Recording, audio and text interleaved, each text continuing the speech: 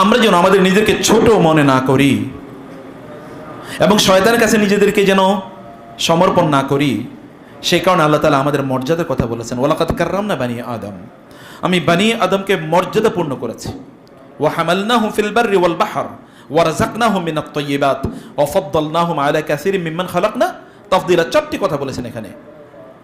এক নম্বর হচ্ছে আমি বানি আদমকে সম্মানিত করেছি, মর্যাদাবান করেছি।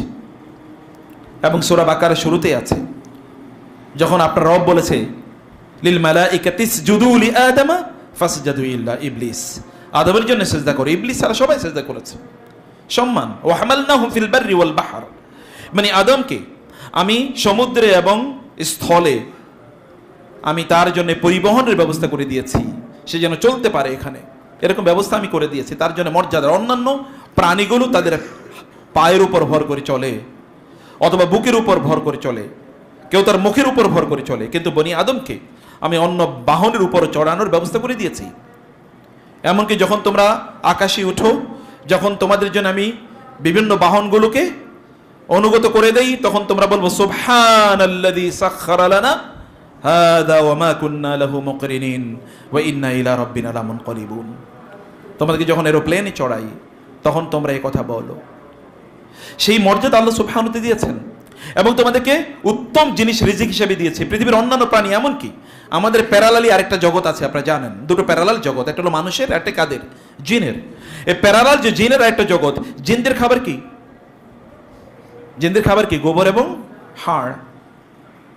সেগুলো তার জন্য পবিত্র। হাড় যখন সে গ্রহণ করে তখন ওইটাতে মাংস পূর্ণ হয়ে যায়। That is a different issue. কিন্তু এগুলো তো আপনার লেফট ওভার। আমরা কি গোবর খাবো না? কিন্তু আল্লাহ তাআলা কত পরিশুদ্ধ পবিত্র খাবার আমাদেরকে দিয়েছে। মিন বাইনি দামিন ওয়া ফারাসিন লাবানান সাইগান লিশারিবিন। আল্লাহ সুবহানাহু ওয়া তাআলা বলেছেন যে রক্ত এবং এই যে গোবরের মধ্যখানে আল্লাহ সুবহানাহু ওয়া তাআলা আমাদের জন্য এমন এক দুধের ব্যবস্থা করেছেন যেটি প্রচণ্ড পরিতৃপ্তিদায়ক এবং এটা আমাদের সহজে আমরা গ্রহণ করতে পারি। সেই ব্যবস্থা আল্লাহ সুবহানাহু ওয়া তাআলা করে দিয়েছেন। কিন্তু ওদের জন্য খাবার কি? Parallel world. কারণ আল্লাহ তাআলা বলেছেন মিনাল জিন্নাতি ওয়ান নাস, অথবা আল্লাহ সুবহানাহু ওয়া তাআলা ওয়া মা খালাকতুল জিন্না ওয়াল ইনসা ইল্লা লিয়াবুদুন। কোরআনে বহু জায়গায় জিন এবং ইনসানকে একসাথে উল্লেখ করেছেন এবং এই দুই জাতিরই আল্লাহ তাআলা কিয়ামতের দিন হিসাব নিকাশ করবেন। তাহলে দেখেন, চতুর্থত আল্লাহ তাআলা বলেন ওয়াফাদ্দালনাহুম আলা কাসীরিম মিম্মান খালাকনা তাফদীলা। আমার যত সৃষ্টি আছে তার অধিকাংশ সৃষ্টির উপর আমি মানুষকে মর্যাদাবান করেছি। এই যে মর্যাদাপূর্ণ একটা জাতি, আপনার তো সম্মান আছে, আত্মমর্যাদা আছে, আপনি কেন নিজকে এত ছোট মনে করবেন? অপরাধ করেছেন ভালো, কিন্তু অপরাধ থেকে বের হওয়ার রাস্তাও আল্লাহ তাআলা আপনাকে তৈরি করে দিয়েছেন। রমাদান শেষ হয়েছে তো তার কি হয়েছে? রমাদানের পরে আর ভালো মানুষ হওয়া যায় না? রমাদানেই কেবল আল্লাহ তাআলা আপনাকে ক্ষমা করে দেন, রমাদানের বাইরে কি ক্ষমা করেন না? রমাদানেই কেবল আল্লাহর ইবাদত, রমাদানের বাইরে কি আল্লাহর ইবাদত নাই? রমাদানেই কেবল রোজা, রমাদানের বাইরে কি রোজা নাই?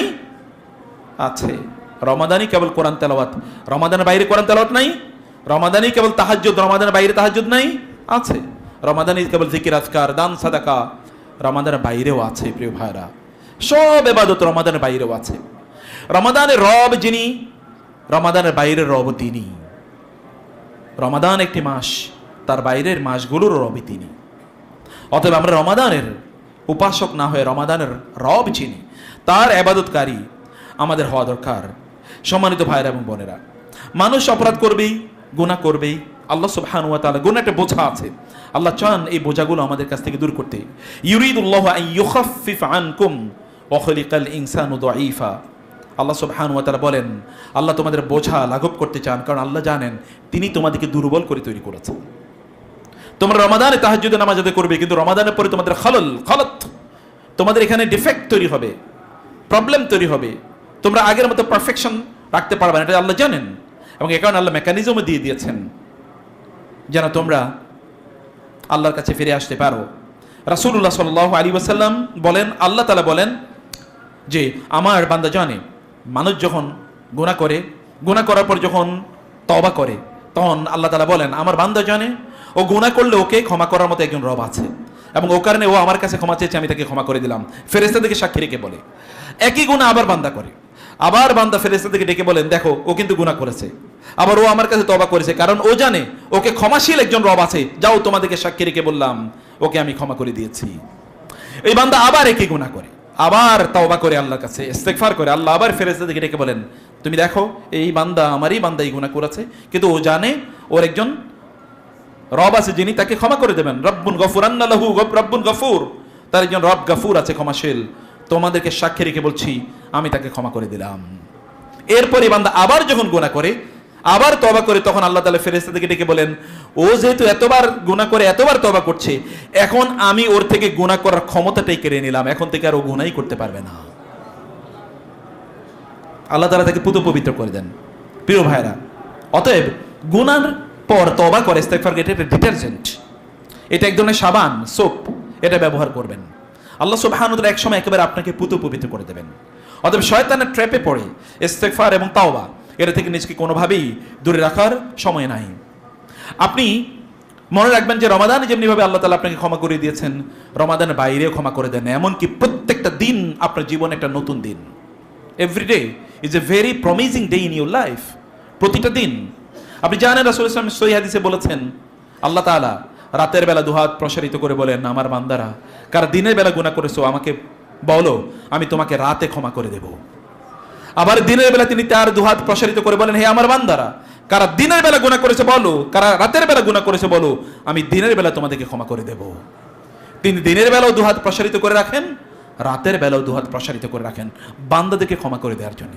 প্রতিটি দিন প্রতিটি রাত আপনার জন্য একটা প্রমিজিং, একটা পটেনশিয়াল দিন এবং রাত, যেই দিনে বা রাতে আপনি আল্লাহ সুবহানাহু ওয়া তাআলা এর কাছে ক্ষমা পেয়ে যেতে পারেন। প্রিয় ভাইরা, আপনি অতীতে যত অপরাধী করে থাকুন না কেন, এমনকি রমাদানের পরেও যদি আপনি মনে করেন যে আপনি হোঁচট খাচ্ছেন, তাহলে আবার দাঁড়ান এবং আবার আল্লাহকে বলুন, আল্লাহ আমি আমার পথ পাল্টে দিতে চাই, আমি আবার সিদ্ধান্ত নিতে চাই, আমি আবার তোমার পথে ঘুরে দাঁড়াতে চাই। বারবার ঘুরে দাঁড়ান, বারবার ঘুরে দাঁড়ান, আল্লাহ দেখুক, কারণ আল্লাহ সুবহানাহু ওয়া তাআলা আমাদের প্রচেষ্টাগুলো দেখতে চান। আল্লাহ তাআলা আমাদের প্রচেষ্টাগুলো দেখতে চান। লাইসা লিল ইনসানি ইল্লা মা সাআ, মানুষ যা চেষ্টা করে তাই পাবে, মানুষ যা চেষ্টা করে তাই পাবে। আর যার চেষ্টার ফল আল্লাহ সুবহানাহু ওয়া তাআলা তাকে চূড়ান্তভাবে প্রদান করবেন, তার চেষ্টার ফল আল্লাহ তাআলা তাকে চূড়ান্তভাবে প্রদান করবেন। রাসূল সাল্লাল্লাহু বলেছেন, আল্লাহ তাআলা বলেন, ইয়া ইবনা আদম লাউ বালাগাত যুনুবুকা আনানা সামাই সুম্মা ইস্তাগফারতানি গাফারতু লাকা ওয়ালা উবালি, হে আমার বান্দারা তোমাদের গুনাহ যদি একেবারে আসমান পর্যন্ত, এত গুনাহ করেছো গোটা জমিন ভর্তি হয়ে আসমান পর্যন্ত তোমাদের গুনাহগুলো উঠে গেছে, সব জমিন ভর্তি হয়ে গেছে, এই যে মধ্যখানে আসমান এবং জমিনের মধ্যখানে যত জায়গা আছে সব ভর্তি হয়ে গেছে, এমনকি আসমানের কিনার পর্যন্ত তোমাদের গুনাহগুলো উঠে গেছে, এরপরে যদি তোমরা আমার কাছে ক্ষমা চাও তাইলে আমি তোমাদেরকে ক্ষমা করে দেবো। আমি কাউকে পরোয়া করি না, আমি কাউকে জিজ্ঞাসা করবো না যে আমি ওকে ক্ষমা করে দেবো কিনা। আর আমি যদি ক্ষমা করে দেই তাহলে কেউ আমাকে জিজ্ঞাসা করার ক্ষমতা রাখে না। লা ইউসআলু আম্মা ইয়াফআলু ওয়া হুম ইউসআলুন, তিনি জিজ্ঞাসিত হন না তিনি যা করেন, বরং তোমরা যা করো তোমাদের কাজের কারণে তোমাদেরকে জিজ্ঞাসিত হতে হবে। প্রিয় ভাইরা, সে কারণে আমি আপনাদেরকে বলছি যে হতাশ হওয়ার কোনো সুযোগ নাই, শয়তানকে এরকম সুযোগ করে দেওয়ার কোনো কারণ নাই। আল্লাহ তাআলা আমাদেরকে প্রত্যেকটি মুহূর্তে ক্ষমা করে দিতে পারেন। এভাবে ক্ষমা পেতে পেতে পেতে পেতে ইনশাআল্লাহ এমন একটি সময় উপনীত হবে যখন আপনি দেখবেন আল্লাহ সুবহানাহু ওয়া তাআলা তার নিজ হাতে আপনার জন্য জান্নাতকে প্রস্তুত করে রেখেছেন। মা লা আইনুন রাআত, রাসূল সাল্লাল্লাহু আলাইহি ওয়াসাল্লাম বলেছেন, আল্লাহ তাআলা বলেন, লাকাদ আ'দাদতু লিল ইবাদি, আমার বান্দাদের জন্য আমি তৈরি করে রেখেছি মা লা আইনুন রাআত ওয়ালা উযুনুন সামিআত ওয়ালা খাতারা আলা কলবি বাশার, এমন জান্নাত যেটা কোনোদিন কোনো চোখ দেখে নাই, কোনোদিন কোনো কান তার ব্যাপারে শুনে নাই, এবং কোনোদিন কোনো অন্তর তার ব্যাপারে চিন্তা করতে পারে নাই। আমি এইরকম লাকাদ আ'দাদতু লিল ইবাদি, আমার বান্দাদের জন্য আমি এটা তৈরি করে রেখেছি। আপনার বান্দারা কারা? হে রব, আল্লাহ নিজেই বলেছেন, আল্লাযীনা আসরাফু আলা আনফুসিহিম লা তাকনাতু মির রাহমাতিল্লাহ, যারা তাদের নিজের উপর জুলুম করেছে। প্রিয় ভাইরা, সে কারণে আমি আপনাদেরকে শুরুতেই এই নাসিহাটি করতে চাই যে নিজের মন খারাপ করে যে না আমারই দিয়ে হবে না, এরকম চিন্তা করার কোনো কারণ নাই। অবশ্যই আপনাদেরকে দিয়ে হবে, আপনাদেরকে দিয়ে হবে। আপনারাই এই সময়ের সবচেয়ে ভালো মানুষ। আল্লাহর জমিনে আল্লাহর দিন যারা তাদের ইবাদতের মাধ্যমে, তাদের কথার মাধ্যমে দিনকে আবাদ করে চলছে, তারা কারা? রাসূলুল্লাহ সাল্লাল্লাহু আলাইহি ওয়াসাল্লাম বদরের ময়দানে গিয়ে যখন দেখলেন কাফেরদের সংখ্যা তার চেয়ে 3 গুণ বেশি, তিনি আল্লাহ সুবহানাহু ওয়া তাআলার কাছে দুহাত প্রসারিত করে বলেন, হে আল্লাহ, হাযিহিল ইসাবা ইন তাহলিক লা তু'বাদ ফিল আরদি আবাদা। হে আল্লাহ, এই যে এই ছোট্ট একটা দল, এই কয়েকটা মানুষের আমি গত 15 বছর দাওয়াতি কাজ করে কয়েকজনকে মুসলমান বানাতে পেরেছি, এদেরকে নিয়ে যুদ্ধের ময়দানে এসেছি। এরা যদি আজকের যুদ্ধের ময়দানে শেষ হয়ে যায়, এই জমিনে আর আপনার ইবাদত করার মতো কেউ থাকবে না। আল্লাহর কাছে তিনি দুহাত প্রসারিত করে কথা বলার পর আল্লাহ তাআলা জিবরিলকে পাঠিয়ে দিয়ে বললেন, যাও আমার নবীকে বলে দাও আমি যুদ্ধের ময়দানে 1000 না 3000 না 5000 ফেরেশতা পাঠিয়ে তাকে সাহায্য করব। আপনার কেবল প্রার্থনার অপেক্ষায় আপনার রব রয়েছেন যে আপনি কখন তাকে বলবেন। প্রিয় ভাইরা, এই হচ্ছে আমার 1 নম্বর ইস্যু আলোচনার। 2 নম্বর যে বিষয়টি বলতে চাই, কোরআনের একটি আয়াত আমাকে প্রচন্ড ভাবায় এবং এটা আমার কোরআনের সবচেয়ে প্রিয় সূরার একটি আয়াত, সেটা হচ্ছে সূরাত তাহা। আল্লাহ সুবহানাহু ওয়া তাআলা মুসা আলাইহিস সালাতু ওয়াস সালামকে বললেন, ওয়ামা আ'জালাকা আন কওমিকা ইয়া মুসা। মুসা, তুমি তোমার গোত্রের লোকজনকে, তোমার বংশের জাতির লোকজনকে রেখে এত তাড়াতাড়ি এসছো কেন? মা আ'জালাকা, কেন এত তাড়াতাড়ি আসলা? ওরা কই? তিনি বলেন, হুম আলা আসারি, তারা আছে ওই যে পেছনে, ইয়া আল্লাহ, অথবা তারা আমার পদাঙ্ক ধরে ধরে আসছে, না তারা আসবে। ও আজিলতু ইলাইকা রাব্বি লিতারদা, আল্লাহ আমি দৌড়ে এসেছি সবার আগে যেন আপনার সন্তুষ্টি আমি সবার আগে অর্জন করতে পারি।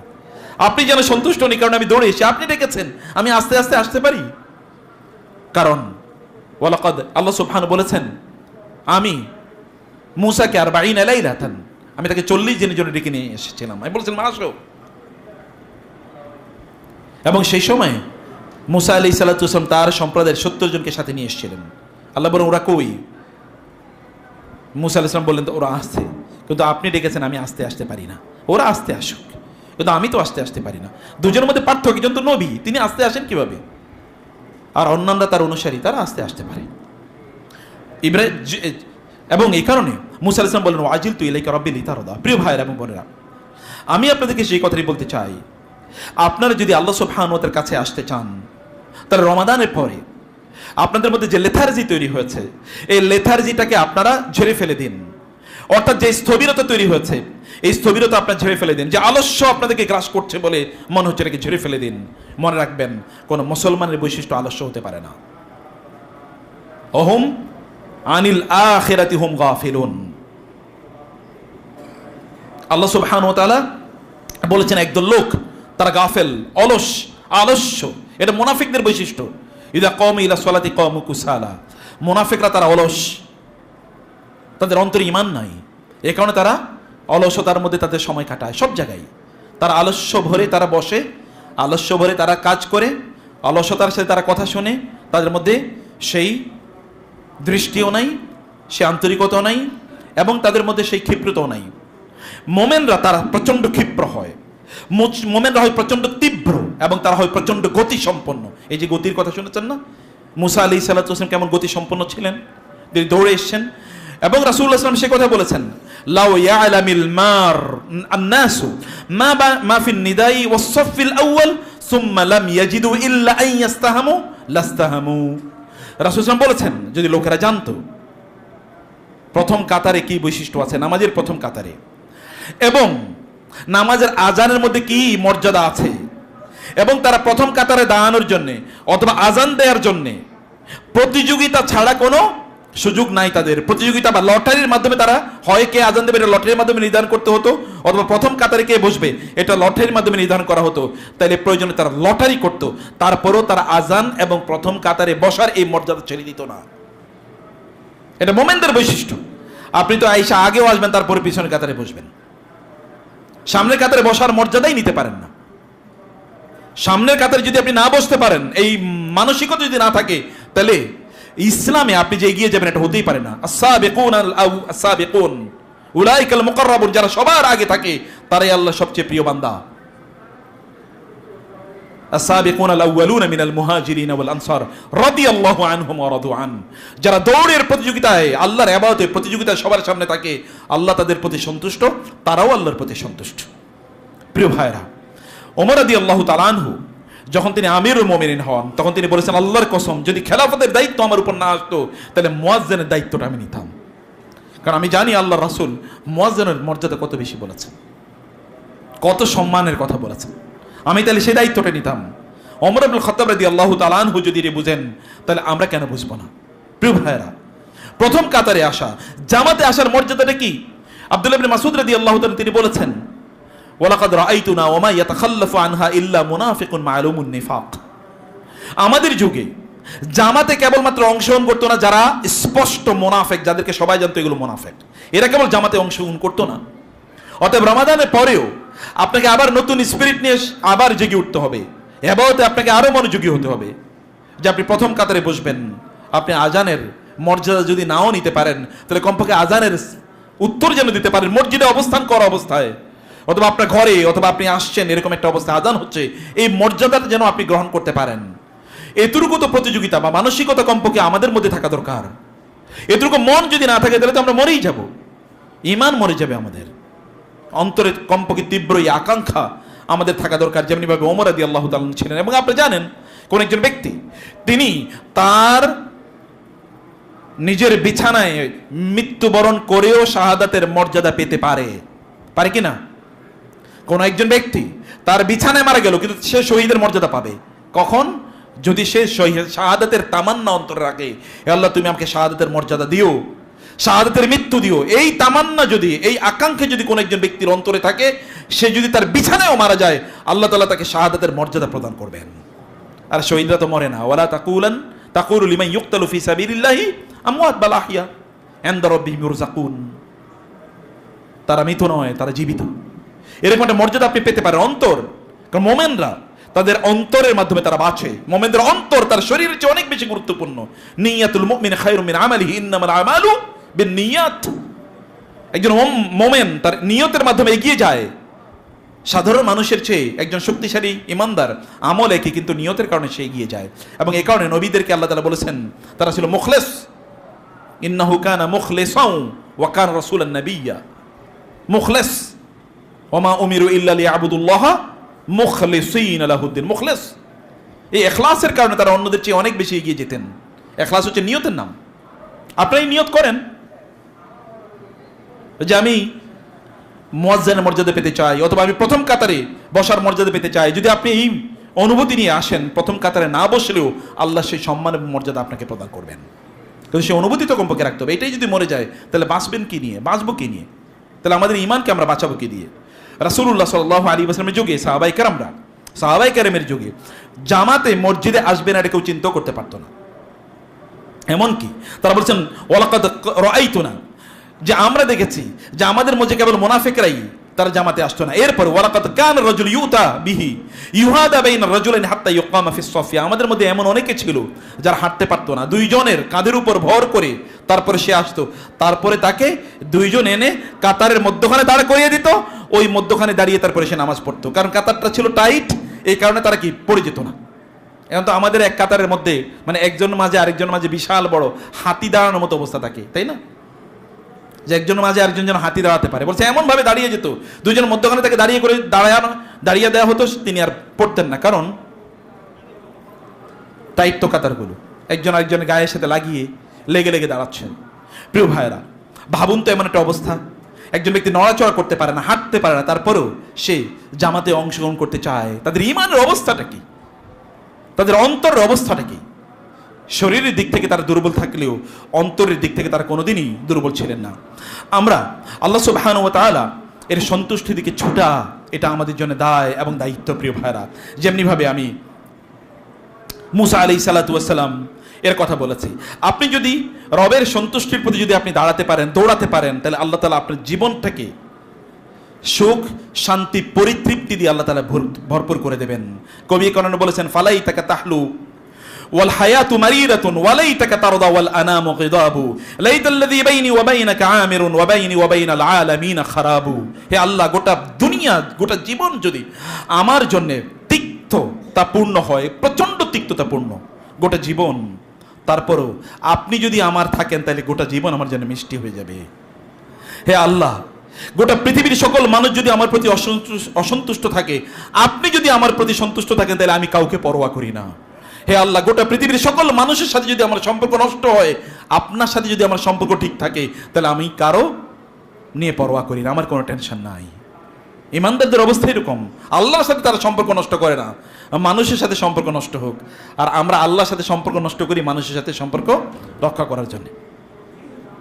ঈমানদারদের বৈশিষ্ট্য হচ্ছে তারা আল্লাহর সাথে সম্পর্ক নষ্ট করে না, কারণ মাল্লাহুল মাওলা ফালাহুল কুল। আল্লাহ যদি আপনার পক্ষ থাকে, গোটা পৃথিবীকে আল্লাহ সুবহানাহু ওয়া তাআলা আপনার পক্ষে তৈরি করে দেবেন, যদি আল্লাহকে আপনার পক্ষে আপনি রাখতে পারেন। আর আল্লাহকে আপনার পক্ষে রাখার জন্য আপনাকে কাজ করা লাগবে। আল্লাহকে আপনার পক্ষে রাখার জন্য আপনাকে কাজ করা লাগবে। আল্লাহ সুবহানাহু ওয়া তাআলার ইবাদত আপনাকে করতে হবে। প্রিয় ভাইরা, আমি সেই কারণে আপনাদেরকে যে কথাই বলতে চাই, প্রিয় ভাইরা, রমাদানের পর মসজিদকে আঁকড়ে ধরুন। রমাদানের পর মসজিদকে আঁকড়ে ধরুন, মসজিদকে আপনাদের ঠিকানা বানান। রাসূলুল্লাহ সাল্লাল্লাহু আলাইহি ওয়াসাল্লাম বলেছেন, বাদিরু বিল আমালি ফিতরান কাকিতাইল লাইলিল মুসলিম। তোমাদের কাছে অন্ধকার রাতের টুকরার মতো ফিতনাগুলো আসার পূর্বে তোমরা ভালো কাজগুলো দ্রুত করা শুরু করে দাও। চারিদিকে দেখেন না ফিতনার পরিস্থিতি কি? ঈমান যায় যায় একটা অবস্থা, প্রত্যেকটা সেকেন্ডেই, প্রতিটি সেকেন্ডে আমাদের ঈমান যায় যায় অবস্থা। এই অবস্থায় আমাদেরকে ঈমান বাঁচাতে হলে মসজিদে বেশি বেশি আসতে হবে। মসজিদ মানে হলো সালাত, মসজিদ মানে আল্লাহর জিকির। রাসূলুল্লাহ সাল্লাল্লাহু আলাইহি ওয়াসাল্লাম বলেছেন, ফাযালিকুমুর রিবাত। প্রিয় ভাইরা বোনেরা, ইন্তেজারুস সালাত আজকে কই? এক নামাজের পর আরেক নামাজের জন্য অপেক্ষা, এটা কই আজকে? কেন সেই অনুভূতি আমাদের মাঝে নাই? একটি নামাজ শেষ হয়ে গেছে, আরেকটা নামাজের জন্য অপেক্ষায় থাকা। ফজরের পরে আপনি ইশরাকের জন্য, ইশরাকের পর আপনি দোহার জন্য, দোহার পর আপনি জোহরের জন্য, জোহরের পর আসরের জন্য, আসরের পর মাগরিবের জন্য, মাগরিবের পর এশার জন্য। এই অপেক্ষা কই? এশার পরে তাহাজ্জুদের জন্য অপেক্ষা কই? সাহাবায়ে কেরাম রাদিয়াল্লাহু তাআলা আনহুম তো তাই করেছেন। রাসূলুল্লাহ সাল্লাল্লাহু আলাইহি ওয়াসাল্লাম এটাকে বলেছেন, সীমান্তে যারা পাহারা দেয় তার যেমনি ভাবে সদা সর্বদা অটল প্রহরীর মতো থাকে, তেমনি ভাবে আপনি যদি এক নামাজ থেকে আরেক নামাজের জন্য এরকম অপেক্ষায় থাকেন, তাহলে আল্লাহ সুবহানাহু ওয়া তাআলা আপনাকে একজন সীমান্ত প্রহরী 24 ঘন্টা সীমান্ত পাহারা দেওয়ার কারণে যে সম্মান মর্যাদা পাবে, এইরকম সম্মান এবং মর্যাদা আল্লাহ তাআলা আপনাকে প্রদান করবেন। শুধু তাই না, এইভাবে আপনাকে প্রোটেকশন প্রদান করবেন। আপনাকে শয়তান আর কোনোভাবে আক্রমণ করতে পারবে না, কারণ আপনি তো প্রহরায় রয়েছেন, আপনি পাহারাদার, আপনি নিজের ঈমানকে আপনি পাহারা দিচ্ছেন। ফাযালিকুমুর রিবাত, ফাযালিকুমুর রিবাত। রাসূলুল্লাহ সাল্লাল্লাহু আলাইহি ওয়াসাল্লাম বলেছেন। সুফিয়ান আস-সাউরী রাহিমাহুল্লাহ তিনি বলেছেন, হে যুবক সম্প্রদায়, তোমাদের যৌবন থাকতে তোমরা নামাজকে দীর্ঘ করো, লম্বা করো, লম্বা সময় জুড়ে তোমরা নামাজ আদায় করো। এবং তারপর আবু ইসহাক তিনি বর্ণনা করছেন, আবু ইসহাক আস-সাবিঈ রাহিমাহুল্লাহ যখন তিনি বৃদ্ধ হয়ে গিয়েছেন, তখন তিনি কাঁদতেন আর আক্ষেপ করে বলতেন, আহারে বৃদ্ধ হয়ে গেছে, আগের মতো করে লম্বা নামাজ আদায় করতে পারি না, এখন কেবল এক রাকাতে সূরা বাকারা আর সূরা আলে ইমরান পড়তে পারি, তার চেয়ে বেশি পড়তে পারি না। তাইলে এর আগে কি পড়তেন? বৃদ্ধ হয়ে যাওয়ার পরে কাঁদে কাঁদে বলতেছেন যে এখন কেবল সূরা বাকারা আলে ইমরান পড়তে পারি, তার চেয়ে বেশি পড়তে পারতাম আগে। কিভাবে পড়তেন? তাদের ইবাদতের মাত্রা কি ছিল? তাদের ইবাদতের মাত্রা কি ছিল? প্রিয় ভাইরা, 70 বছর বয়সে দাঁড়িয়ে যদি, তার বয়স তখন 70, তিনি যদি বলেন এখন ইবাদত সূরা বাকারা আর আলে ইমরান এক রাকাতে পড়া এখন ছোট হয়ে গেছে, তাহলে তার যৌবনে তারা কি করেছেন? এবং এই কারণে তারা যৌবনের কথা মানুষকে এই কথা বলেছেন। প্রিয় ভাইরা, মোবাইল আসার পূর্বে মসজিদগুলো আমাদের জন্য সত্যিকার অর্থে আমাদের ঘর ছিল, আমাদের আবাসন ছিল। এবং মোবাইলগুলো আসার পূর্বে আমাদের পকেটে ছোট ছোট মুসাফ থাকতো, যেমন আমার পকেটেই থাকতো, ছোট ছোট মুসাফ খুঁজতাম। সৌদি আরবে গেলেও দেখতাম এই ছোট ছোট কত ছোট মুসাফ পাওয়া যায়। এখন এগুলো পাওয়া যায়, এখন তো সব মোবাইল। এবং একদল লোক তারা মোবাইল থেকে কোরআন পড়ে। আমি এবার অনেকে নিষেধ করেছি, আমার সাথে বহু লোক ছিল, আমি বলেছি কেউ মোবাইল থেকে কোরআন পড়তে পারবে না, মুসাফ দেখে দেখে পড়তে হবে। এটা একটা বদ অভ্যাস।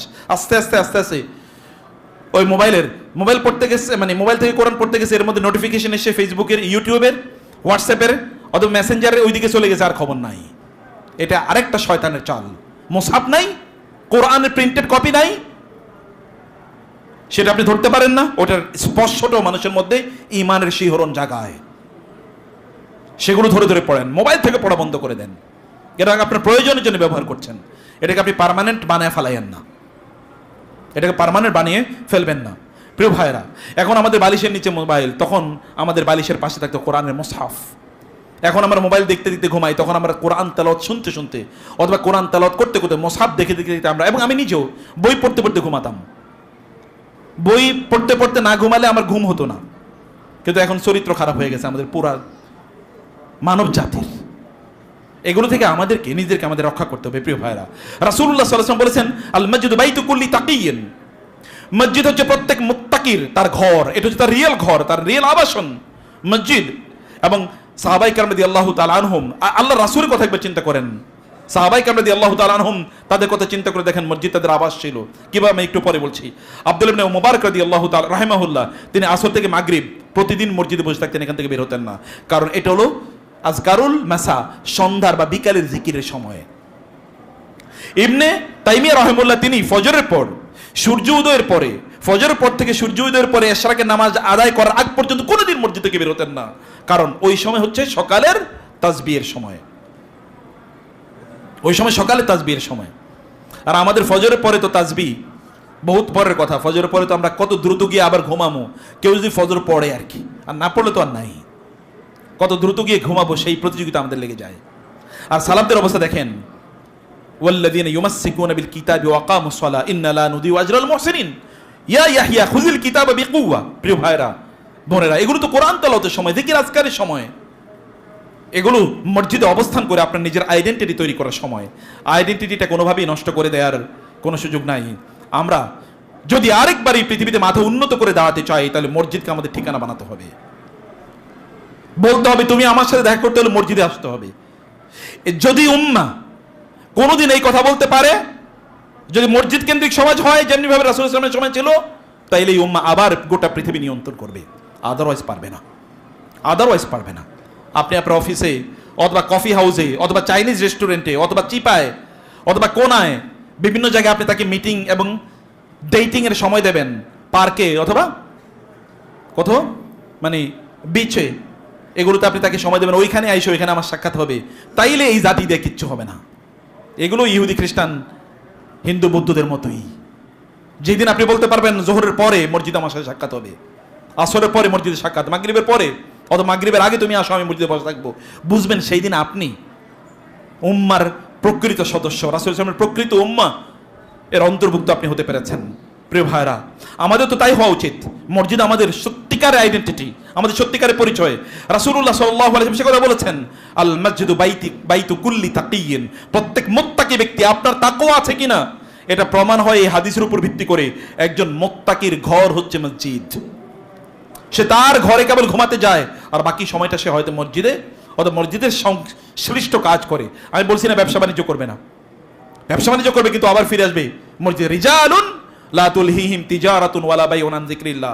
অধিকাংশ লোকেরাই পুরুষ মনে করে যে শরীরে একটা পার্টিকুলার অঙ্গ থাকলে হলো পুরুষ। আল্লাহ তাআলা বলেন না, এগুলো পুরুষ না, এগুলো অনেকটাই হিজড়া। এগুলো কি? অধিকাংশ হিজড়া। এগুলো হচ্ছে নপুংসক, এগুলো হচ্ছে থার্ড জেন্ডার। থার্ড জেন্ডার বলতে কোনো কিছু নাই, এটা LGBT এদের বানানো একটা ইস্যু। এগুলো হচ্ছে সত্যি করতে কি, এগুলো হচ্ছে আসলে নপুংসক, খুনসা, নট উনসা, নট জাকার, পুরুষ না, কিন্তু মহিলাদের অর্ধেক মহিলার বাকি অর্ধেক পুরুষ, এটা বলে খুনসা। কি? যারা মসজিদে আসে না, এটা হলো খুনসা। এবং আপনার ঘরে যদি এরকম কোন খুনসা থাকে, তাহলে তাড়াতাড়ি ওরে পুরুষ বানান। রিজালুন, আল্লাহ তাআলা বলেছেন লা তুলহিহিম তিজারাতুন ওয়ালা বাইউন আন যিকরিল্লাহ। একদল পুরুষ, তারাই সত্যিকার অর্থে পুরুষ, যাদেরকে কোনো ব্যবসা বাণিজ্য, কোনো চাকরি বাকরি, মিটিং সিটিং ইটিং পলিটিক্স, কোনো কিছু তাকে আল্লাহর ঘর থেকে দূরে রাখতে পারে না। ওয়া ইকামিস সালাহ, নামাজ আদায় করে, ওয়া ইতাইজ যাকাত। সেই ব্যক্তিরা সত্যি করতে রাসূলুল্লাহ সাল্লাল্লাহু আলাইহি ওয়াসাল্লাম বলেছেন, যে ব্যক্তি ওয়াতাকাফফালাল্লাহু লিমান কানাল মাসজিদু বাইতাহু বির-রাহি ওয়ার-রাহমা, কোন একজন ব্যক্তি যদি মসজিদকে তার ঘর বানায়, তার ঠিকানা বানায়, তাহলে আল্লাহ তাআলা তাকে শান্তি, সুখ এবং রহমত দিয়ে ভরপুর করে দেন। আল্লাহ তার দায়িত্ব নেন যে তার অন্তরটাকে আল্লাহ সুখ দিয়ে তাকাফফালা, আল্লাহ তাআলা তার কফিল হয়ে যান, তার দায়িত্বশীল হয়ে যান। এবং কি ওয়াল জাওয়াজ আলা সিরাত ইলা রিদওয়ানিল্লাহি ইলাল জান্নাহ, আল্লাহ তাআলা এই ব্যক্তির দায়িত্ব নেন পুল সিরাত পার হয়ে তাকে জান্নাতে পৌঁছিয়ে দেয়ার, আল্লাহ তাআলা দায়িত্ব নেন। সহিহ হাদিস, ইমাম তাবারানী উল্লেখ করেছেন, নাসিরুদ্দিন আলবানী হাদিসটিকে সহিহ বলেছেন। আব্দুল্লাহ ইবনে আমর রাদিয়াল্লাহু তিনি বলেন, রাসূলুল্লাহ সাল্লাল্লাহু আলাইহি ওয়াসাল্লামের সাথে একবার আমরা মাগরিবের নামাজ আদায় করলাম। এরপরে যারা চলে যাওয়ার গেল, যারা মসজিদে বসে থাকলো, হঠাৎ করে রাসূলুল্লাহ সাল্লাল্লাহু আলাইহি ওয়াসাল্লাম খুব হন্তদন্ত হয়ে দৌড়ে তিনি আমাদের কাছে আসলেন, এবং তার নিঃশ্বাস মানে এমন ভাবে তিনি নিচ্ছিলেন যেন শ্বাস বন্ধ হয়ে যাবে, ওঠানামা করছিল, এবং রাসূলুল্লাহ সাল্লাল্লাহু আলাইহি ওয়াসাল্লাম মনে হচ্ছে হোঁচট খেয়ে পড়বেন তার হাঁটুর উপরে, এমন ভাবে তিনি দৌড়ে আসলেন। সে বললেন, আবশিরু আবশিরু, তোমাদের জন্য সুসংবাদ সুসংবাদ, যারা আমরা মসজিদে বসা ছিলাম। তিনি বললেন, হাযা রাব্বুকুম কাদ ফাতাহা বাবাম মিন আবওয়াবিস সামাই, তোমাদের রব আসমানের একটা দরজা খুলে এবার তিনি ফেরেশতাদেরকে ডেকে তোমাদের নিয়ে অহংকার করে বলছেন, উনজুরু ইলা ইবাদি, আমার এই বান্দাগুলোর দিকে তাকাও, কদ কাদাউ ফারিদাতান, তার ফরজ নামাজ আদায় করার পর ওহুম ইয়ান্তাজিরুনা উখরা, তার আরেকটা ফরজের অপেক্ষায় এখানে বসে আছে। তো যদি মারা যায়, আদখালাহুল্লাহুল জান্নাহ, আল্লাহ তাআলা তাকে জান্নাতে নেয়ার দায়িত্ব নিয়ে নিলেন। বেঁচে থাকলে তার সব দায়িত্ব আল্লাহ নিলেন, মৃত্যুবরণ করলে আল্লাহ তাআলা তাকে জান্নাত দেবেন, এই দায়িত্ব নিলেন। তিনজন ব্যক্তি, এর মধ্যে একজন হলো মান দাখালা বাইতাহু ফাসাল্লামা, কেউ ঘরে ঢোকার সময় সালাম দিয়ে ঘরে ঢুকলো। নিজের ঘরে ঢোকার সময় কি করলো? সালাম দিয়ে ঘরে ঢুকলো। আপনি তো ঢোকার সময় রাগান্বিত এরকম, কিন্তু ঘরে ঢোকার সময় কি আসসালামু আলাইকুম ওয়া রাহমাতুল্লাহি ওয়া বারাকাতুহু, এটা বলে কেউ যদি ঘরে ঢোকে ফাহুয়া দামিনুন আলাল্লাহ, এই ব্যক্তির দায়িত্ব আল্লাহ সুবহানাহু ওয়া তাআলা নিয়ে নেন। ঘরে ঢুকে আর কোনো টেনশন হবে না, খাবার দাবারের প্রবলেম, শিশু বাচ্চারা বিভিন্ন ডিস্টারবেন্স তৈরি করেছে, নাথিং উইল হ্যাপেন, কারণ আল্লাহ রাসূল বলেছেন সাল্লাল্লাহু আলাইহি ওয়াসাল্লাম, সহিহ হাদিস, এটা ইবনে হিব্বান তার আবু দাউদ ইবনে হিব্বান তার এবং নাসিরুল আলবানী প্রত্যেকে এটা সহিহ গ্রন্থে উল্লেখ করেছেন। এবং দুই নম্বর বিষয় হচ্ছে যে ওমান খারাজা ইলাল মসজিদ ফাহুয়া দামিনুন আলাল্লাহ, কেউ যদি মসজিদে যাওয়ার জন্য ঘর থেকে বের হয় তাইলে এই ব্যক্তির ফুল জিম্মাদারি আল্লাহ তাআলা নিয়ে নেন। এবং তিন নম্বর ওমান খারাজা ফি সাবিলিল্লাহ ফাহুয়া দামিনুন আলাল্লাহ, কেউ যদি আল্লাহর রাস্তায় বের হয় দাওয়াত দেওয়ার জন্য, মানুষকে জিহাদ করার জন্য, দান সাদাকা করার জন্য অথবা হজ করার জন্য, এই সকল ব্যক্তিদের দায়িত্ব আল্লাহ তাআলা নিয়ে নেন, আল্লাহ তাআলা জিম্মাদারি নিয়ে নেন।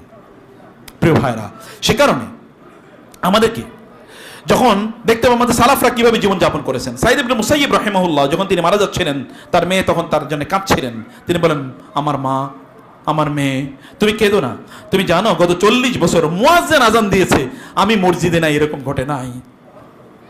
মুয়াজ্জিন আজান দিয়েছে কিন্তু আমি মসজিদে নাই, এরকম ঘটে নাই। আমি মসজিদে, তারপরে মুয়াজ্জিন আজান দিয়েছে, মানে মুয়াজ্জিনের আজানের আগে আমি মসজিদে গিয়ে প্রবেশ করেছি, এটা হয়েছে। কেঁদো না, আল্লাহ আমাকে ক্ষমা করে দেবেন, তোমার বাবার জন্য দোয়া করো। এটা ছিল তাদের অবস্থা।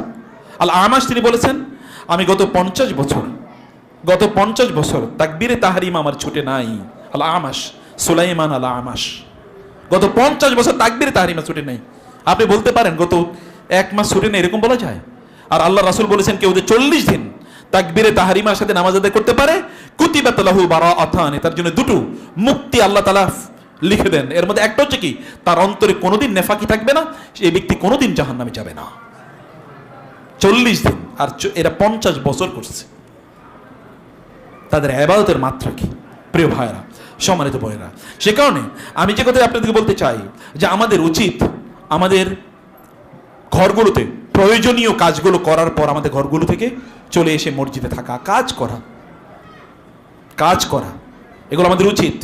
যে সকল পোলাপাইন ঘরের কোনায় একেবারে দরজা বন্ধ করে বসে থাকে, বুঝবেন এগুলো অলরেডি রোটেন, এগুলো শেষ।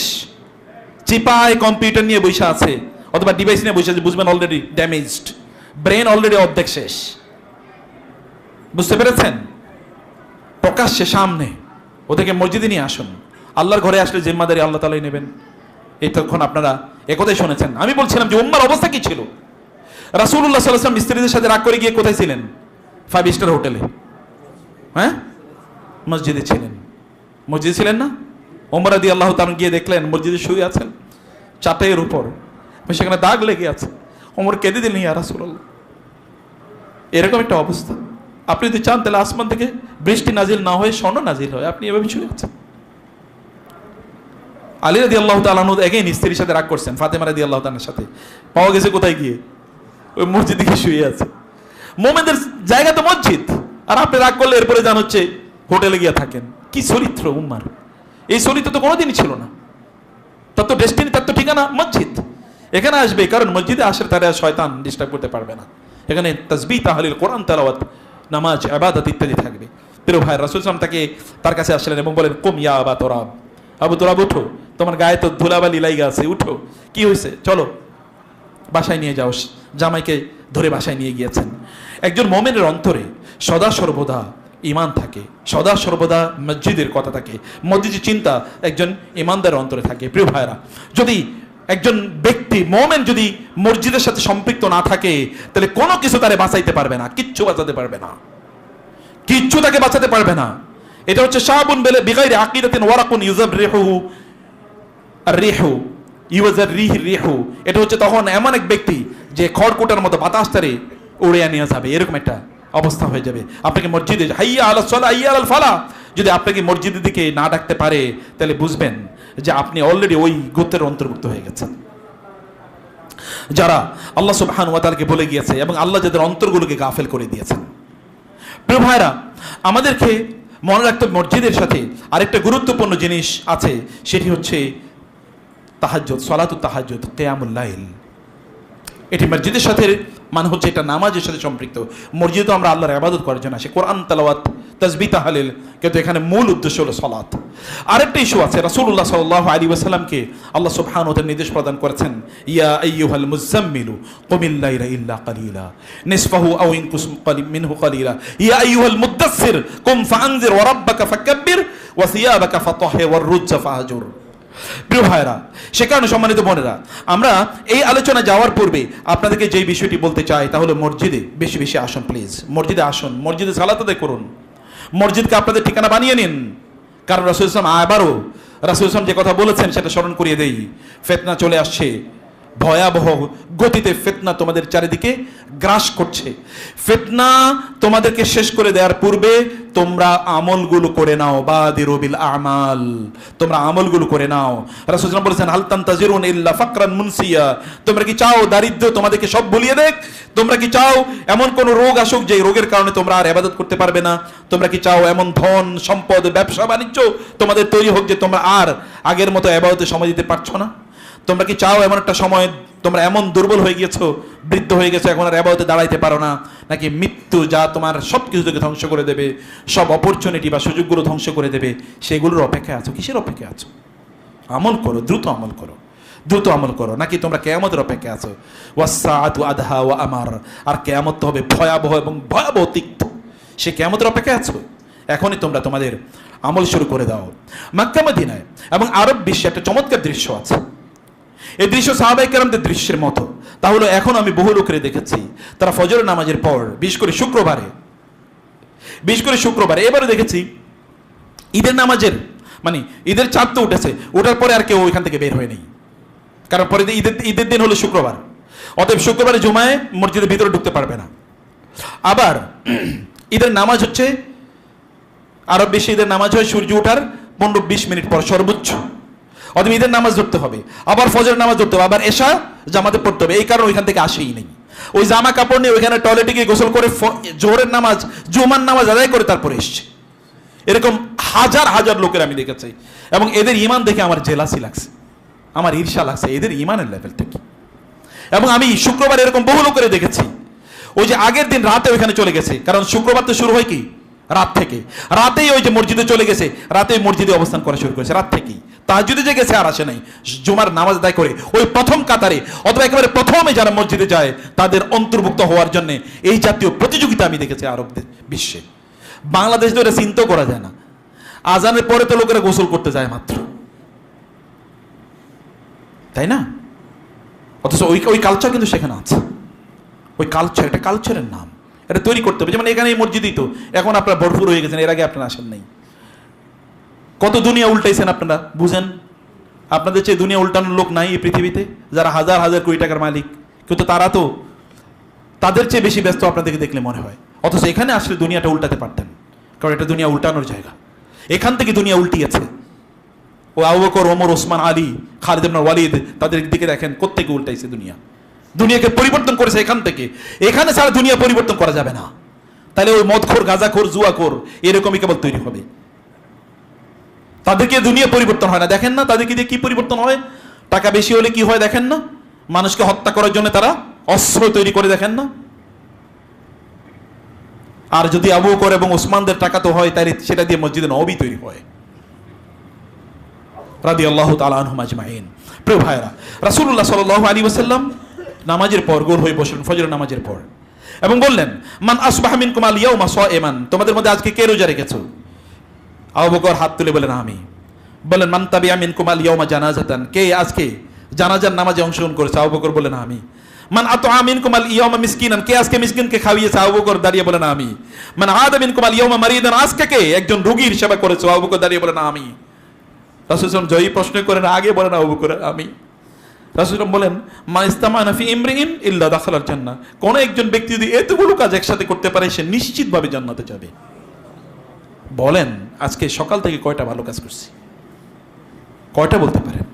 এরা ছিল উম্মার রিয়েল অ্যাসেট, এরাই ছিল উম্মার রিয়েল অ্যাসেট। প্রিয় ভাইরা, রাসূলুল্লাহ সাল্লাল্লাহু আলাইহি ওয়াসাল্লাম যখন এই কথা বললেন, তখন রাসূল সাল্লাল্লাহু আলাইহি ওয়াসাল্লাম তখন আবু বকর রাদিয়াল্লাহু আনহু বললেন, ইয়া রাসূলুল্লাহ, আপনি তো বলেছেন যে প্রত্যেকটা ইবাদতের জন্য একটা দরজা আছে, নামাজের দরজা, নামাজ সেখান দিয়ে ডাকবে, সিয়াম, সালাত, সাদাকা, হজ। এমনকি কোনো মানুষ আছে সবগুলো দরজা ওই ব্যক্তিকে ডাকবে যে তুমি আমার দরজা দিয়ে জান্নাতে প্রবেশ করে দিলে আমি অনেক বেশি ধন্য হব। বলে হ্যাঁ আছে। কে? তুমি।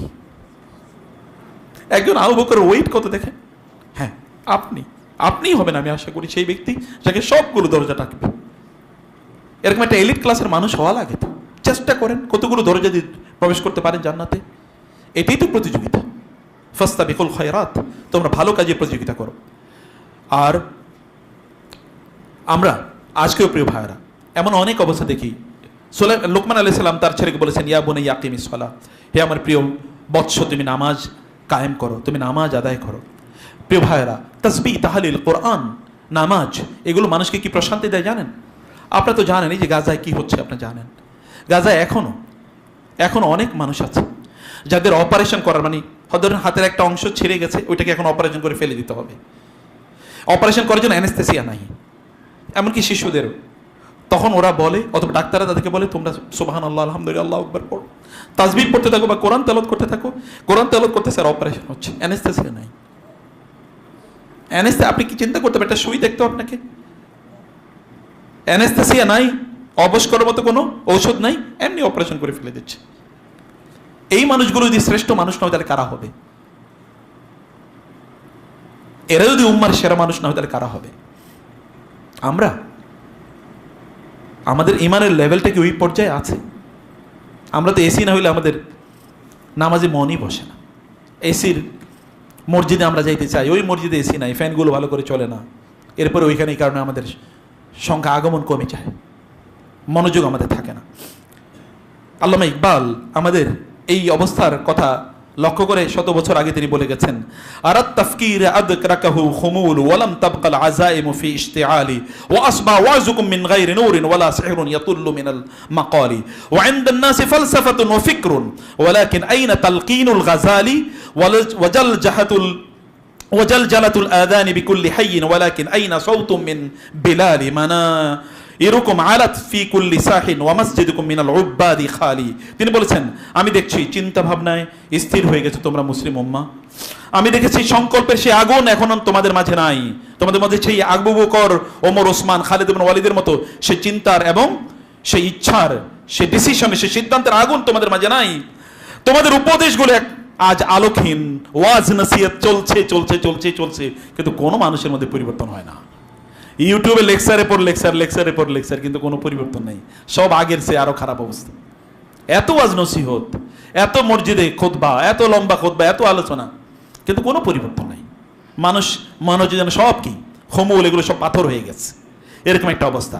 ওয়ালা সিহরুন ইয়াতুল্লু মিনাল মাকালি, এবং তোমাদের কথা থেকে আজকে সেই সাহাবায়ে কেরাম রাসূল সাল্লাল্লাহু আলাইহি ওয়াসাল্লামের মতো ওইরকম জাদুর ফুল ঝুরি ছড়ে না, এগুলো মানুষকে আকর্ষণ করে না।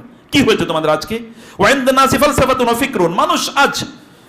মানুষের কাছে আজকে আছে প্রচুর পরিমাণ দর্শন এবং তার নতুন চিন্তা ফিকর নিয়ে তারা চলছে, কিন্তু ওয়ালাকিন আইনা তালকিনুল গাযালি, তোমাদের কাছে এরকম আছে, তোমরা অনেক কিছু রাজনীতির, তোমাদের কাছে মানে দর্শন এবং থিওরির অভাব নাই, কিন্তু ইমাম গাযালি সে তালকিন কই? গাযালি তো মানুষের আত্মাকে পরিশুদ্ধ করেছে, তোমাদের আত্মার পরিশুদ্ধি আজকে নাই, একটা গাযালি তোমাদের মধ্যে নাই। তোমাদের আজকে অবস্থায় ওয়াজাল জালাতুল আযানি বিকুল্লি হাইয়িন, সব জায়গায় মিম্বার থেকে চিৎকার করে আজানের ধ্বনি শোনা যায়, ওয়ালাকিন আইনা সাওতুম মিন বেলালি, কিন্তু বেলালে সেই মধুর স্বর কই? যে স্বর মানুষকে আকর্ষণ করতো, মসজিদে টাইনা নিয়ে আসতো, সেই স্বর আজকে মসজিদ থেকে ভেসে আসে না কেন? আজান তো ঠিকই আছে, কিন্তু আজানে সেই স্পিরিট নাই কেন? এবং মানা এরকম আলাত ফি কুল্লি সাইন, সব জায়গায় বিশাল বিশাল মিনার, কিন্তু ওয়া মাসজিদুকুম মিনাল উব্বাদি খালি, কিন্তু মসজিদগুলোতে আজ ইবাদত গুজার নাই। গ্রাম অঞ্চলে গিয়ে দেখেন কি বিশাল মসজিদ, প্রথম কাতারই মানুষ নাই, এই মসজিদ ওই মসজিদ, ওইটার পর ওইটা মসজিদ। আর যারা ইউরোপ আমেরিকাতে থাকে তারা তো মসজিদ বানানো এটা তাদের একটা ব্যবসা অথবা প্রেস্টিজ। আমি ওই মসজিদের সভাপতি, মুসল্লি হলো 5 জন, এর মধ্যে $1 মিলিয়ন দিয়ে কিনছে, আর আমিও এলাকায় একটা মসজিদ বানাইছি, এরকম একটা ভাব। এবং আপনাদেরকে বলি, আপনাদের একটা ত্রুটি দোষ আছে, এই সাধারণ মানুষ কিছু টাকা পয়সা হইলে আমি একটা মাদ্রাসা বানাবো, এরপর একটা বিল্ডিং বানিয়ে এরপর আর খবর নেই। আপনি মাদ্রাসা চালানোর কোনো আপনার তো সেই অভিজ্ঞতা নেই, আপনি জানেনও না এই জাতীয় পড়াশোনাটা কি। আপনি একজন দায়িত্বশীল আলেমকে দায়িত্ব দেন যে ভাই আমি আপনাকে এরকম একটা দায়িত্ব দিতে চাই, এরকম একটা কিছু আপনি করেন। যুগ যুগ ধরে উম্মাহ এই কাজ করছে। আর এখন আমাদের একদল পণ্ডিত বাইরে এসে কিছু টাকা পয়সার মালিক হয়েছে, নিজে একটা বানাইবো। আমি বহু জায়গায় দেখছি এরকম বিল্ডিং পড়ে আছে, কোনো কাম নাই। এখন আমাদেরকে বলেছেন আপনি এই সেটা নেন, আমি ওটা নিয়ে কি করবো? আবার বহুত লোক আছে আপনার জায়গা দেবো, ভাই জায়গার দাম হলো 1 কোটি টাকা আর বিল্ডিং এর দাম হলো 20 কোটি টাকা। আপনার জায়গা দেবো, আপনি এই সেটা বিল্ডিং বানান, কয়েকদিন পরে বলবেন আপনি কে, এই জায়গার তো মালিক আমি। এরকম হাজার হাজার ঘটনা আছে। এইভাবে চলে না, এটা কোনো সিস্টেম না, এটা কোনো দিনের, এগুলো দিনের হচ্ছে অপ্রয়োজনীয় আবেগ। এই আবেগকে আপনাদেরকে নিয়ন্ত্রণ করতে হবে প্রিয় ভাইয়েরা।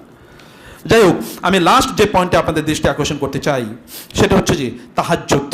তাহাজ্জুদ হচ্ছে বিজয়ের চাবিকাঠি। রমাদানে আপনারা তাহাজ্জুদ আদায় করেছেন, রমাদানের বাইরে কি তাহাজ্জুদ নাই? বিজয়ের চাবিকাঠি। একবার চিন্তা করে দেখেন রাসূল ইসলাম, আপনি একবার চিন্তা করে দেখেন, এখন আপনি যখন দাওয়াত দেন, আমরা মসজিদে কথা বলি, কারণ আমি জানি বাংলাদেশে 18 কোটি লোক আছে, এর মধ্যে প্রায় 14 কোটি মুসলমান। অতএব কেউ কিছু কইলে 14 কোটি লোক আমাদের পক্ষে দাঁড়াবে, এরকম আমাদের একটা কমপক্ষে ইসলামের পক্ষে কথা বলবে। যেগুলো মোনাফেক আছে এগুলো কথা বাদ দেই, কমপক্ষে ইসলামের পক্ষে কথা বলবে লোকজন, এরকম একটা ভাব আছে। সারা পৃথিবীতে যদি আপনি ইসলামের দাওয়াত দিতে যান, আপনি জানেন গোটা পৃথিবীর 20% লোক আপনার পক্ষে আছে। কিন্তু যখন মক্কায় একা রাসূল ইসলাম গিয়ে বলছিলেন চাচাকে আবু লাহাবকে যে আল্লাহ আমাকে নবী হিসেবে পাঠিয়েছেন, আমার উপর কোরআন নাজিল করছেন, তখন ব্যাপারটা কি এত সহজ ছিল? নো, এত সহজ ছিল না। যারা ফেরি করে জিনিসপত্র বেচে আপনার দরজায় আইসা বলে ভাই এই জিনিসটা কিনবেন কিনা, আপনি বললেন যাও গিয়া, পরের দিন যখন আবার আসবে তখন দরজা খুলবেন নাকি? আর যদি দরজা খোলেন তখন কি বলবেন? তোমার গতকাল আমি ভাগাইছিলাম না, আবার আইসো কেন? তৃতীয় দিন আসলে এরপরে দেখেন আপনি তো তার মুখের সামনে এটা দরজা ছুড়ে মারবেন, তুমি আবার আইসো। এই কথা কি রাসূলের জন্য ঘটে নাই? এ কথা কি ঘটে নাই? লোকেরা কি তাকে বলে নাই পাগল? লোকেরা কি তাকে বলে নাই মিথ্যুক? লোকেরা কি তাকে বলে নাই নিজে বানাইছে? লোকেরা কি তাকে বলে নাই যে বালা আল্লামহু, যে তাকে অমুকে শিখাইছে? একজন গোলামুন নাসরানিয়ুন, এক খ্রিস্টান তাকে শিখাইছে, এগুলোকে লোকেরা বলে নাই? এরকম অসংখ্য যন্ত্রণা। আর এটা কি 1-2 মিনিট, 1-2 ঘন্টা? সারাটা দিন তো তিনি দাওয়াত দিয়েছেন, সারাটা দিন দাওয়াত দিয়েছেন, মনটা খুবই খারাপ। এই লোকগুলো যেন তিনি করেছেন, এরা জানে তিনি পরম সত্যবাদী, পরম বিশ্বস্ত, তিনি মক্কার সবচেয়ে সম্ভ্রান্ত বংশের মানুষ। তার চাচা, তার দাদা ছিল এখানকার সবচেয়ে বড় নেতা, তার দাদা এখানে জমজম আবার নতুন করে কূপ খনন করেছে, এবং তার দাদার উপস্থিতিতে, আব্দুল মুত্তালিবের উপস্থিতিতে আব্রাহা ধ্বংস হয়ে গেছে। তার চাচা এখানকার নেতা আবু তালেব, তারপরেও তার উপর কি জুলুম না অত্যাচার করেছে। তিনি খাদিজাকে বিয়ে করার পর রাদিয়াল্লাহু তাআলা আনহা সব সম্পদ এদের জন্য ব্যয় করেছেন। তাদের বিপদ আপদ হলেই তারা তার কাছে দৌড়ে আসে, কিন্তু তারপর তার মুখের উপর বলছে মিথ্যাবাদী, তাকে গালিগালাজ করছে, তাকে উপহাস করছে, ঠাট্টা করছে। তার প্রতি যারা ঈমান এনেছে তাদেরকে তারা দিয়েছে, অত্যাচার করেছে, জুলুম করেছে। গালিগালাজের কোনো সীমা নাই। তাকে হত্যা করার জন্য পরিকল্পনা করেছেন, ওটের নারী বুড়িগুলো তার উপর চাপিয়ে দিয়েছে। এরপরে তার মনটা ভালো থাকে কেমনে? মনটা ভালো থাকে কিভাবে? কিন্তু আল্লাহ তাআলা বললেন আপনার একটা কাজ আছে। কাজ হলো কি? আপনি রাতের বেলা কুমিল লাইলা ইল্লা কালিলা নিসফাহু আও ইনকুস মিনহু কালিলা আও জিদ আলাইহি ওয়ারাত্তিলিল কুরআনা তারতিলা ইন্না সানুলকি আলাইকা কাওলান সাকিলা ইন্না নাশিআতাল লাইলি হিয়া আশাদ্দু ওয়াতআ ওয়া আকওয়ামু কিলা। রাতের নামাজ আদায় করুন। দিনের বেলা আপনার মনের যত কষ্ট এবং যন্ত্রণা আছে আমি রাতের নামাজের কারণে সব দূর করে দেব। নামাজ পড়তেছে রাতে, দিনের সব যন্ত্রণা ভুলে গেছে। এবার দিনে আবার পরের দিন আবার নতুন উদ্যম নিয়ে তিনি দাওয়াতি কাজ করেছেন। আর আপনার রাতের নামাজ আদায় করবেন না আর মনে করবেন যে আপনারা ভালো থাকবেন মনের দিক থেকে, কিভাবে সম্ভব? সলাত, রাতের সলাত মানুষকে যত ধরনের খারাপ চিন্তা আছে সব দূর করে দেয়, মানুষকে পরিশুদ্ধ মানুষে রূপান্তরিত করে। আল্লাহ তাআলা তার রাসূলকে বলেছেন ইন্না সানুলকি আলাইকা কাওলান সাকিলা ইন্না লাকা ফিন নাহারি সাবহান তাওয়িলা। দিনের বেলা আপনার প্রচুর পরিমাণ কাজ আছে, এই কারণে রাতে আপনাকে নামাজ আদায় করতে হবে। রাতে নামাজ আদায় করে তিনি এনার্জি গেইন করতেন, তার মনটাকে পুত পবিত্র করতেন, পরিচ্ছন্ন করতেন, পবিত্র করতেন এবং শক্তিশালী করতেন। এবং এই কারণে রাসূল ইসলামের উপর যখন জুলুম নির্যাতন চালানো শুরু করে দিল, আল্লাহ তাআলা বলেন কম ফানজির, দাঁড়ান, মানুষকে গিয়ে সতর্ক করুন, ওয়ারাব্বাকা ফাকাব্বির, আপনার রবের তাকবীর করুন, ওয়াসিয়াবাকা ফাতাহির, নামাজ পড়তে হবে, এই কারণে জামা কাপড় পরিষ্কার করুন। আল্লাহ সুবহানাহু ওয়া তাআলা কম, দাঁড়ান, নামাজে দাঁড়িয়ে যাবেন। আল্লাহ সুবহানাহু ওয়া তাআলা রাসূলের উপর ফরজ করে দিয়েছেন এবং আপনি জানেন 5 ওয়াক্ত নামাজ ফরজ হওয়ার পূর্বে এই কিয়ামুল লাইল, রাতের নামাজ মুসলমানদের উপর ফরজ ছিল। সেটা মুসলমানরা ছাড়ে কেমনে? আপনি তো এখনো সে রাতের নামাজ এখনো তো আপনার জন্য আছে। প্রিয় ভাইরা, গোটা পৃথিবীতে মুসলমানরা মার খাচ্ছে, আপনার কিছুই করণীয় নেই। কিন্তু রাতের তাহাজ্জুদও কি নাই আপনার? রাতের তাহাজ্জুদে না দাঁড়িয়ে কি আপনি বলতে পারেন না, আল্লাহ তুমি উম্মার এই কষ্ট দূর করে দাও? এই প্রার্থনা, এই ফরিয়াদ কি আপনি জানাতে পারেন না? এই ফরিয়াদ জানাতে সুযোগ আছে আপনার। এটুকু তো কমপক্ষে আমরা করতে পারি। আল্লাহ সুবহানাহু ওয়া তাআলা তার রাসূলকে যখন মদিনা যাওয়ার নির্দেশ দিলেন, মদিনা গিয়েই তিনি সর্বপ্রথম যে বক্তব্যটি দিয়েছেন, আইয়ুহান নাস, হে লোকের, আফশুস সালাম, তোমরা সালামের প্রচলন করো, ওয়াতিমুত তাআম, মানুষকে খাবার খাওয়াও, ওয়াসাল্লু ওয়াসিলুল আরহাম, আত্মীয়তার সম্পর্ক রক্ষা করো, ওয়াসাল্লু ওয়ান নাসু নিয়াম, মানুষ যখন ঘুমিয়ে থাকে তখন তোমরা নামাজ আদায় করো, তাদখুলুল জান্নাতা বিসালাম, তাহলে তোমরা শান্তিতে জান্নাতে প্রবেশ করতে পারবা। মক্কায় যখন নির্যাতনের মুখে তখনও নামাজ, মদিনায় যখন ইসলামী রাষ্ট্র প্রতিষ্ঠা করবে তখনও নামাজ, তাহাজ্জুদের নামাজ, কিয়ামুল লাইল। আপনি সেটি ছাড়া কিভাবে আপনি দিনের কথা চিন্তা করতে পারেন? কোনোদিন হতেই পারে না। আপনার স্পিরিচুয়াল রেজিলিয়েন্স, যদি আপনি সত্যিকার অর্থে আপনার মনস্তাত্ত্বিক ধৈর্য এবং যদি সহনশীলতা তৈরি করতে চান, তাহলে আপনাকে রাতের সালাত আদায় করতেই হবে, এটা ছাড়া কোনো উপায় নাই। এবং কোরআন তেলাওয়াত করতে হবে, তাসবিহ তাহলিল পড়তে হবে, জিকির আজকার করতে হবে, বেশি বেশি জিকির করতে হবে। রাসূল ইসলাম এমন কোনো মুহূর্ত ছিল যে তিনি জিকির করেন নাই? এমন কোনো মুহূর্ত ছিল? কোনো মুহূর্ত ছিল না। বরং তিনি নামাজের পর, আপনি বলবেন নামাজই তো সবচেয়ে বড় জিকির, নামাজের পরে তিনি জিকির করতে বলেছেন, বলেন নাই?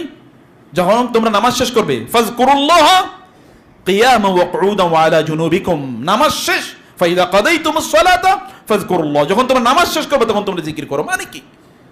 মানে নামাজ শেষ হতে হবে, জিকির ইজ ওভার, নো। এই কারণে তিনি মুআজকে বলেন, ইয়া মুআজ ইন্নী উহিব্বুকা, হে মুআজ আমি তোমাকে ভালোবাসি, তুমি জানো আমি তোমাকে ভালোবাসি। অতএব মুআজ, তুমি প্রত্যেক নামাজের পর এই কথা বলতে ভুলবা না, আল্লাহুম্মা আইন্নী আলা যিকরিকা ওয়া শুকরিকা ওয়া হুসনি ইবাদাতিক। নামাজের পর তুমি এটা বলতে ভুলবা না, প্রত্যেক নামাজের পর তুমি এটা বলবা। অতএব আল্লাহর জিকির করতে পারে, এটা কিন্তু আল্লাহর পক্ষ থেকে তাওফিক। আপনি যদি আল্লাহর জিকির করতে পারেন তাহলে বুঝবেন আল্লাহর পক্ষ থেকে আপনি তাওফিক পেয়েছেন।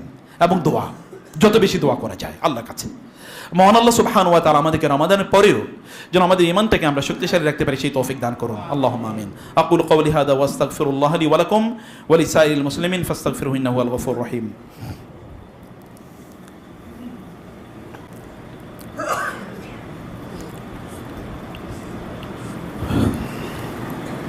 ইন্নাল হামদুলিল্লাহ ওয়াস সালাতু ওয়াস সালামু আলা রাসূলিল্লাহ ওয়া আলা আলিহি ওয়া আসহাবিহি ওয়া মাওয়ালা, আম্মা বা'দু, ফাআউযু বিল্লাহি মিনাশ শাইতানির রাজীম।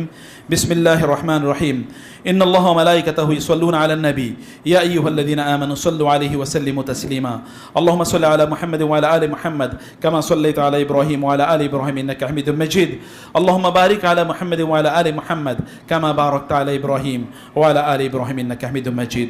আল্লাহুম্মা আইজিল ইসলাম ওয়াল মুসলিমিন, আল্লাহুম্মা আনসুরিল ইসলাম ওয়াল মুসলিমিন, আল্লাহুম্মা আনসুরিল মুজাহিদিনা ফি কুল্লি মাকান, আল্লাহুম্মা শাত্তিত শামলাল ইয়াহুদ ওয়ান নাসারা ওয়াল মুশরিকিন। প্রিয় ভাইরা, শাওয়ালের রোজা যাচ্ছে, আপনি জানেন রাসূল ইসলাম বলেছেন, কেউ যদি রমাদানের রোজা রাখার পর শাওয়ালের 6টি রোজা রাখে, তাহলে সে যেন গোটা বছর রোজা রাখলো। শাওয়ালের রোজা কি আপনারা রাখা শুরু করেছেন? মাশাআল্লাহ। শাওয়ালের রোজা একসাথে আপনারা রাখতে পারেন, অথবা ভেঙ্গে ভেঙ্গে আপনারা রাখতে পারেন। কারো যদি ফরজ রোজা কাজা হয়ে থাকে, তাহলে সেই রোজাটি আপনারা আগে রেখে তারপরে শাওয়ালের রোজা রাখতে পারেন। যদি এমন হয় যে আপনাদের শাওয়ালের রোজা রাখার মানে ফরজ রেখে তারপরে শাওয়ালের রোজা রাখতে পারবেন না, যেমন বোনদের এরকম হতে পারে, এত সময় পাবেন না, তাহলে আপনারা শাওয়ালের রোজাটা আগে রেখে দেবেন, তারপরে ফরজটা পরে আদায় করে নেবেন ইনশাআল্লাহ। কিন্তু শাওয়ালের রোজা ভাঙবেন না, তাইলেই বোঝা যাবে যে আপনি কেবল রমাদানেই আল্লাহর সন্তুষ্টি কামনা করছেন, রমাদানের বাইরেও করছেন। রমাদানই কেবল আপনি আল্লাহর বান্দা, রমাদানের বাইরেও আপনি আল্লাহর বান্দা। আল্লাহ তুমি আমাদের ঈমানকে মজবুত করে দাও, ঈমানের স্বাদ পাওয়ার তৌফিক দাও, তোমার ইবাদতে আমাদেরকে অগ্রবর্তী করে দাও, তোমাদের ইবাদতে আমাদেরকে আন্তরিক করে দাও, আমাদের ইখলাস বাড়িয়ে দাও, আমাদের নিয়তকে পরিশুদ্ধ করে দাও, আমাদের ঘরগুলোকে পবিত্র করে দাও, মসজিদগুলোকে আমাদের ঠিকানা বানিয়ে দাও। আল্লাহ, মুসলিম উম্মাকে তুমি মুক্তি দাও, মুসলিম উম্মাকে তুমি শক্তিশালী করে দাও, মুসলিম উম্মাকে গোটা পৃথিবীর রাজত্ব প্রদান করো, তাদেরকে নেতৃত্ব প্রদান করো। কারণ উম্মা যদি পৃথিবীর নেতৃত্বে থাকে, তাহলে মানুষ শান্তিতে থাকবে, মানুষ নিরাপদে থাকবে, মানুষের উপর জুলুম হবে না, অত্যাচার হবে না, মানুষকে হত্যা করা হবে না, রাহাজানি হবে না, অন্যায়ভাবে মানুষকে হত্যা করা হবে না আল্লাহ। তুমি মুসলিম উম্মাকে নেতৃত্ব প্রদান করো, যারা জুলুম অত্যাচার করছে তাদেরকে তুমি হেদায়েত দান করো। আর যদি হেদায়েত না থাকে তাহলে যেমনিভাবে তুমি ফেরাউনের গোষ্ঠীকে লোহিত সাগরে নিমজ্জিত করেছো, এদেরকে সেভাবে নিমজ্জিত করে দাও। যেমনিভাবে তুমি হামান, কারুন এবং যেমনিভাবে নমরুদকে তুমি ধ্বংস করে দিয়েছো, আব্রাহাকে ধ্বংস করে দিয়েছো, এরকম তুমি ধ্বংস করে দাও আল্লাহ, ধ্বংস করে দাও। তোমার পক্ষ থেকে তুমি এমন এক বাহিনী পাঠিয়ে দাও যা কেবল তুমিই জানো, আর কেউ জানে না। এমন বাহিনী তুমি তাদেরকে শেষ করে দাও আল্লাহ। আল্লাহ তুমি উম্মাকে রক্ষা করো আল্লাহ, আমাদের সন্তানদেরকে রক্ষা করো, আমাদের পরিবারগুলোকে রক্ষা করো। রব্বানা হাব লানা মিন আজওয়াজিনা ওয়া যুররিয়াতিনা কুররাতা আয়ুন ওয়াজআলনা লিল মুত্তাকিনা ইমামা। ইবাদাল্লাহ রাহিমাকুমুল্লাহ, ইন্নাল্লাহা ইয়ামুরু বিল আদলি ওয়াল ইহসান ওয়া ইতাই যিল কুরবা ওয়া ইয়ানহা আনিল ফাহশাই ওয়াল মুনকারি ওয়াল বাগয় ইয়াইযুকুম লাআল্লাকুম তাযাক্কারুন ফাযকুরুনি আযকুরুকুম ওয়াশকুরুলি ওয়া লা তাকফুরুন। একটু বসুন, আপনার দান সাদাকার দানের বাক্সগুলো একটু ছেড়ে দিন। আর পেছন থেকে কয়েকজন দাঁড়ান, দাঁড়িয়ে একটু সাদাকার বাক্সগুলো একটু ছেড়ে দেন প্লিজ। মসজিদের উন্নয়নের কাজ চলছে, আপনি দেখতে পাচ্ছেন। আগেও আমরা কি কথা বলেছি, এখন একই কথা বলছি যে উন্নয়নে আপনাদেরকে ভূমিকা রাখতে হবে। আপনাদের সামর্থ্য অনুসারে আপনারা দিয়ে যান, যারা এখন দিতে পারবেন না তারা এখানে নাম লিখে যাবেন, যেন আপনার পরে দিয়ে দিতে পারেন ইনশাআল্লাহ।